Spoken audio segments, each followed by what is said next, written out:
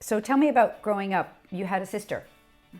And were you close with your sister? There was, No. it was like 12 years between the two of you. Yeah.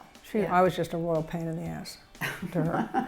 I mean, I loved older men, and she, of course, was dating older men. And I used to hang all over them. I was a big threat. Yeah. I used to hang all over them. I was a pain. We got to be very close later in life before she died. But growing up, not at all. Yeah. But she was always, as I said, at Foxcroft, she was a lieutenant. She was a great singer. She was drop dead gorgeous. She, was one of those, got straight A's at Far Hills and stuff. She was a very accomplished person. And she ended up working in Washington at the Treasury Department and had a career of that sort, but not when she first got out of college. She did what so many did in those days. They got married. Yeah. And tell me about your brothers. So it was Danny and John. Yeah, and they were 8 and 10 years older than me. Ma spaced out those ones well. I was a surprise, not a mistake, I keep saying. Not a mistake, a surprise. I was closest, not surprisingly, to the one who was only 8 years older, to Brother Dan. And John Todd and John Whitman and I got married. We lived right next to where John Todd lived with his wife. So I saw a lot more of him. He was kind of the other side of the political spectrum from me. Okay. He was on the town council in Far Hills, and my brother Danny ran for the legislature and was elected, but he called it a zoo, and the legislators acted like monkeys, and that was the last time he got any bill passed, and his career in the legislature didn't last long. I bet. So those must have been some pretty interesting conversations at the dinner table. Yes. And how about, you said, I believe in promoting women. I believe that women need to have a place at the table.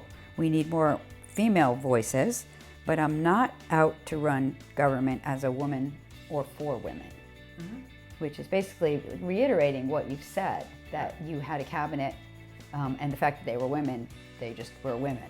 Right. I mean, first of all, they weren't all women. I had minorities. I had a lot of men. Every time I'd have a position opening and I'd ask the personnel people to give me names, inevitably the first list was all white men. And I'd say, go back, I want a broader choice. And then they always would come back, they'd be surprised. So many people, if you don't go to them and say, yes, you could be this person, you can have this job, you can succeed here, they don't think about it. But once you do that, it's amazing what good people, well, it's not amazing, but I mean, it is to many because they don't try, what terrific people you can get who come from different walks of life. If you're going to solve today's problems, which are so convoluted and so difficult, you need to have people from different walks of life, different ways of problem solving, different perspectives. Otherwise, you're not going to come up with solutions that are going to work. Yeah, that's very true. And so, knowing that everything was kind of convoluted and confusing and coming up with solutions, and how did that translate into how you have a family? When you had your kids, how did you raise them?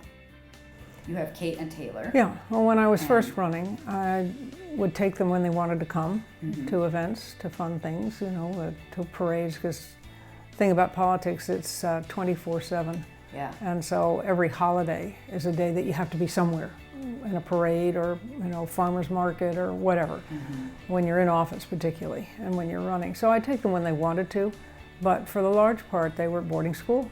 And John, I couldn't have done it without my husband, I just couldn't have. And John would take them when it was time to look at colleges and stuff. He did most of that. I did some of it, but he did most of it. Yeah, so you were able to kind of keep them out of that kind of I mean, on weekends before when I was a local office holder, the old days freeholder, now commissioner, I did my share of driving to hockey games or driving. Well, I mostly did the horses with Kate and driving the trailers and stuff.